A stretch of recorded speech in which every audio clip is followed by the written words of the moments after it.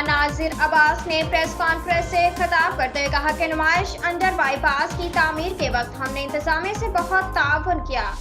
ہم نے کئی سال جلوس دوسرے روڈ سے نکالا۔ شاہراہ قائدین میں انڈر بائی پاس کھودا گیا ہے، یہاں سے 200 سبیلوں کے ٹرک داخل ہوتے ہیں، کوئی حفاظتی انتظامات نہیں کیے گئے۔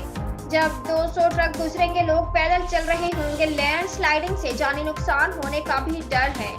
دن بدن لوگ بڑھتے جا رہے ہیں، یہ ہمارے اسکاؤٹس کی اہم کارکردگی ہے، ورنہ پولیس اور رینجرز تو ایک دن میں تھک کر بیٹھ جائیں۔ حکومت سے گزارش کر رہا ہوں، کوئی بھی حادثہ ہوا تو متعلقہ اداروں کے خلاف FIR کروائیں گے۔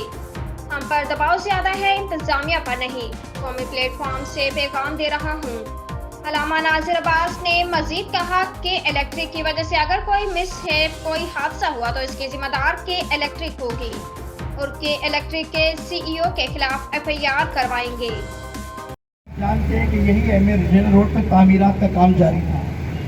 یہ سامنے آپ کا انڈر بائی پاس بنا، اس انڈر بائی پاس کو جب کھودا گیا تو ہمیں حکومت نے بلایا، سیکیورٹی فورسز کے اداروں نے بتایا، انہیں بتایا کہ دیکھیے یہ سڑک کھودی گئی ہے، اندر مٹی کمزور ہے، کچی ہے، آپ کے جب عزادار آئیں گے اس پر دباؤ بڑھے گا، خدا نہ خواستہ لینڈ سلائیڈنگ ہو جائے، کوئی ایسا مسئلہ ہو جائے تو کوئی حادثہ رونما ہو سکتا ہے اور خدا نہ خواستہ اس وقت جان مال کا نقصان ہو جائے، تو آپ ہمارے ساتھ تعاون کیجیے۔ ہم نے حکومت کے ساتھ، انتظامیہ کے ساتھ بھرپور تعاون کیا، اور یہ جو کئی سال سے ہمارا روٹ ہے جلوس کا، جو ہمیں جن روٹ جانتے ہیں کہ قائد اعظم پاکستان بننے کے بعد سے یہ ہمارا روٹ ہے، ہم نے اس کو چینج کیا، اور پچھلا جو روڈ ہے جو امامیہ میں وہ کیا کہلاتا ہے، برٹش اسٹیٹ جو کہلاتا ہے، ہم نے کئی سال 19 کا بھی، 9 کا بھی، 21 کا بھی، عاشور کا بھی، چینوں کا جلوس آپ کے سامنے نکالا، اور آپ کو یہ ساری معلومات بات، اور جب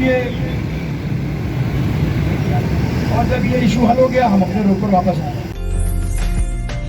عمدہ میں پکائیں اور جی بھر کے کھائیں۔